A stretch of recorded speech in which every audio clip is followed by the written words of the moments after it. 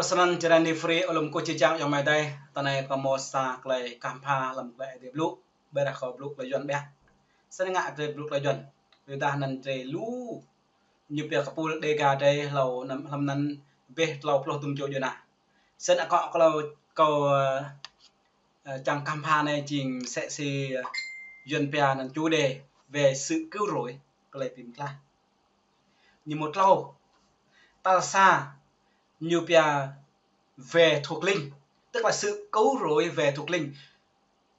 Tal doa như bia là về thuộc linh, tạt lâu nên về tal doa về thuộc thể, tạt lâu nên trình sẽ chỉ về mặt giải cứu họ ra khỏi nô lệ. Tal xa nên về sự cứu rỗi thuộc linh, tal doa nên về sự như bia cứu rỗi về thuộc thể. Thứ ba nữa về sự cứu rỗi như bia về mặt giải cứu họ ra khỏi như bia ách nô lệ. Sau này nhưng có mắm làm cái ai điệp lúc như chi làm bọt bị cana cái pa ilan pro tua. Chẳng có sự cứu rỗi trong đấng nào khác vì ở dưới trời như là chẳng có dành nào khác ban cho loài người để chúng ta nhờ đó mà được cứu. Vâng, cảm tạ Chúa rất nhiều. Sân tên mục tiêu còn là mục tiêu làm truyền đạo đoạn 5 câu 7 như chia sẻ này, ngoài ta không được thờ phượng thần nào khác làm phục truyền. Là từ xuất Ai-cập ký đoạn 3 câu đoạn 20 câu 3. Ngoài ta ra như là các ngươi không được thờ thần nào khác. Sân như chi Gioan thì lội lần đầu plo bạn như thế này. Chúa Giêsu giải thích như đã viết trong Thánh Kinh. Đức Chúa Trời phán với các lãnh đạo, ta phán các ngươi là thần. Hoặc là Thi Thiên 82 câu 6, ta đã nói như là các ngươi là thần, tức là giang. Sân thứ nhất cái có chăng kampa này. Thứ nhất về mặt thuộc linh, như bia mặt thuộc linh tới đây nên ở mô mặt thuộc linh ở nên chính một mô đầu tiên để mặt thuộc linh như chi làm Jeremy đoạn 15 câu 16 như này, khi con khám phá được lời Chúa con đã ăn nuốt rồi. Lời Chúa là niềm hoan hỷ của con, và là vui thích của linh hồn con, vì con được mang tên Chúa, lạy Chúa hằng hữu Đức Chúa Trời vạn quân. Mà tại hàng trong Thi Thiên 119 câu 103, lời Chúa tức là ngọt hồng tôi dương bao, hay là từ cũ nên 105 như lại xin lại, lời Chúa là ngọn đèn cho chân tôi, ánh sáng cho đường lối tôi. Nhưng mà sân như chi làm Giô-suê đoạn 1 câu 8, quyển sách luật pháp này chớ xa miệng con, hay suy gẫm ngày và đêm, để cẩn thận làm theo mỗi điều đã chép trong đó, vì như thế con mới được thịnh vượng trong con đường mình và mới thành công. Trong Thi Thiên đoạn 1 câu 2 và câu 3, nhưng vui thích về luật pháp của Đức Chúa Trời, Đức Giê-hô-va, suy ngẫm luật pháp ấy ngày và đêm. Câu 3, người ấy sẽ như cây trồng gần dòng nước như này, sinh bông trái đúng mùa đúng tiết, là nó cũng chẳng tan héo, mọi việc người làm đều sẽ thịnh vượng. Làm công vụ đoạn 4 câu 12 trên đó làm này, chẳng có sự cứu rỗi trong đấng nào khác, vì ở dưới trời chẳng có danh nào khác ban cho loài người để chúng ta nhờ đó mà được cứu. Lu như chỉ liên quan làm Thi Thiên 146 câu 4, có nghĩa là đồ mặt thuộc linh nhá, nhủ trình cứu về linh hồn. Này này xin như này, từ này như này, hơi thở tắt đi, loài người hiền trở về cát bụi, trong 9 ngày đó các kế hoạch nó bị tiêu tan. Sẵn đó là mặt thuộc linh, nhu cứu linh hồn. Nhu chi là mà thi thiên là muốn đập rịch pan pro pan lần như vậy pro pan là người sống mà sẽ tăng thấy sự chết. Ai sẽ cứu linh hồn mình khỏi quyền âm phủ? Sela nghĩa là tạm dừng. Có đăng đi lên làm Facebook con này krong hin kring con này. Yeah. Là Thi Thiên 86 câu 13.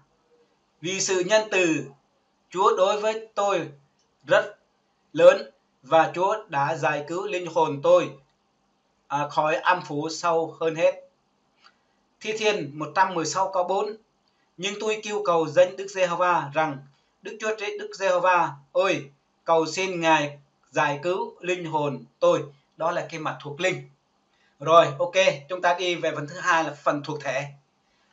Cái phần thuộc thể tức là sự giải cứu hay là sự cứu rỗi về thuộc thể hay là về xác thịt. Như chi cho nên ai là người cung cấp thức ăn và nước uống cho anh em nhiều nhất lúc anh chị em thiếu thốn vậy? Cái mặt thuộc linh tức là mặt đó là idea, cái mặt thuộc linh này. Cái mặt về thể xác hay là gọi là thân thể này là ai là người giúp đỡ mình nhiều nhất, tức là mỹ ma đây. Ngoài mỹ ma đây bằng một phong khăn đó tới đây hãy dù ra một ấy có thể lùi na có tùy là mỹ ma ai một tùy lùi mỹ một tùy lùi dòng đây có thể lùi sẵn như chi làm Egypt xuất Egypt tôi kỹ tức là cái bia cái địch top rồi lần đầu anh ngao câu thì em mồi dăm cắn ở tập cầu cái như bia phúc truyền đột lực kỵ xem mà anh ngao có câu em đi cung phụ dăm cắn đó có nghĩa là giang, có nghĩa là làm Thi Thiên 82 Thi Thiên 82 câu 6 như là các ngươi là thần hay là các ngươi là người lãnh đạo mình sẽ có lúc nào không xa như lại thế nào ý ngao có nhu nên em bùi phụ có nhu phụ có nhu phụ có nghĩa là mình sẽ vô han trịch lâu làm lo nằm sẽ như là ai tin con ấy tin nghĩa là gì? Tin tức là tin về sự cứu rỗi hay là tin tưởng hay là tin cậy. Nhưng mà cái sự tin nó không nghĩa là tin tưởng, tin cậy hay là tin về sự cứu rỗi. Đây là đạo có nghĩa là cứt có nghĩa là mơ sắp arang mơ sắp pom kano ingat làm bra bikana ở đây ima lan top lo tapan phía tục tầng tận phong khoa bên này chắc hình mình mơ sắp idea mơ sắp đi thà vang lời Đức Chúa Trời còn hơn vang lời người ta. Đó là cái phần thứ hai nói về thuộc thể. Thuộc thể ai là người cung cấp thuộc thể chúng ta? Chỉ có idea thôi. Thế bộ chỉ có ma để đối tộc hơn tộc ma để đối về cầm để rem được bằng hòa ngoài ra là một mẫu lúc bộ lại dòng thế đạo mà các có biến đạo trong phao ma thế mà buồn đêm ma thế mà cái việc bà thầy rồng bà thầy. Đó là phần thứ hai nói về thuộc thể. Cái phần thứ ba và chẳng là quan trọng này, phần thứ ba về mặt giải cứu họ ra khỏi ách nô lệ. Hiểu không? Cái từ này các bạn hiểu không? Có nghĩa là đua một cái nạp nhai đua một cái nợ nần mà nạp nhai liệt làn đoạn đoàn hay lệ bố đi lò cái mỹ mãi hiểu mà sân đấy ô inuk phân đồ nần Israel độc ngã luôn cờ phùng Egypt bạc tốt thun bè đặt tròn như là bạc tốt lọc lọc thun lệ bố nạp bìm lại imo nạp bìm lại cái đuôi nần bố bre idea bố bre mũi sân để trang gôn sa cho bố bìm lại như chi làm đoa Timothy cái sa elan pro là như chi hara như pian nhắc các lời pian dùng để phúc truyền luật kỹ cái chú lần sa lần đoa này có đặc biệt dòng để mở bia cái phần thứ hai làm sang thế kỷ đoạn 15 câu 13 như là Chúa bảo Abraham con phải biết chắc rằng dòng dõi con sẽ kiêu ngụ nơi đất khách quê người, phải phục dịch dân bản xứ và bị áp bức suốt 400 năm. Lâm Công vụ đoạn 7 câu 6, Đức Chúa Trời phán dạy rằng dòng dõi con sẽ kiêu ngụ trong đất nước người, sẽ bị họ bắt làm nô lệ và bạc đãi suốt 400 năm. Xuất Ai Cập đoạn 12 câu 40, thời gian người Israel ở Ai Cập là 430 năm. Timôthê đoạn 4 câu 2. Timôthê nhì đoạn 1 câu 10. Như chia sẻ này, ơn phước ấy ngày nay được bày tỏ nơi Chúa Giêsu, tức là Chúa Cứu Thế Giêsu, đấng cứu tinh của chúng ta. Nên hên trên hên để cuốn mà để cuốn sa cho bộ phim lại. Làm Xuất Ai Cập đoạn 7 câu 1. Chúa hàng hữu phán bảo Môi-se, ta cho con làm vua của Pharaoh, còn Aaron làm phát ngôn viên cho con. Xuất Ai Cập đoạn 7 câu 2. Con thuật cho Aaron mỗi lời ta bảo, Aaron sẽ nói lại cho Pharaoh, để vua này cho dân Israel ra khỏi Ai Cập. Sani một lòng ta talsa murosa ai thế để một lưới ai thế làm Philip tịch pa làm plot lao như này, tôi làm được một sự nhờ đấng ban sức cho tôi, nhưng ai thế đều sẽ ra cái tal toa về thể xác, ai là người phục vụ, người cung cấp cho mình về phần thể xác, nghĩ mà để đoạn tuam tu để cái nạp nhai tu để tuân là tu mà để nạp nghĩ mà để vân là anak nhiều lo cho gia đình, tức là mà lo anak mỹ mà lo anak sẽ gì demo tôi đã demo một khoa này, tôi đã một khoa sẽ gì khoa tar đây á, nhiều đồng bà đem sẽ này hình đồng doa Donald Trump làm nhiều lãnh đạo sẽ gì này hình nhiều làm sao làm về nước Mỹ như bây giờ thịnh vượng lại,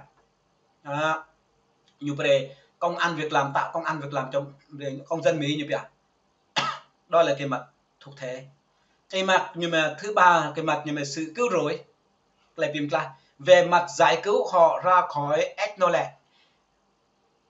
Hay là bộ phim lại đây hằng hân để hân tục lạc hân tục nàoของsan Việt Nam này, hay tục mi tục prang tục cứ nước nào để tục hân tục nào san cho nên để chẳng cho bộ phim lại hay là bộ mà đây ai đi pre play tươi cơ mi break lại từ cái Edwin mimo Edwin tiếng cha cho bộ phim lại Apple Edwin như chẳng mạ bra chẳng break dega để một collagen tiếp collagen mà chẳng được luôn lúc nàoของsan Việt Nam nên là nhiều pia nên trời chẳng mang sa cho bộ phim lại dần pia đang chờ đợi một vị cứu tinh et lang xuất Egypt kỹ như chi phúc truyền luật lục kỹ được du lần xa lần đoa lại nên đoa Timôthê cái đấy xa cái địch đoa lần cái địch xa lần pro này như chi sanh chi trang trên nên tiếp bộ đoa Timôthê địch xa lần pro nên em sẽ xin nên bộ phim lại sanh nào tôi cứ chăm luôn sau này trang mũi trong đây rồi dòng đây bình luận khoa giang như su trôn thế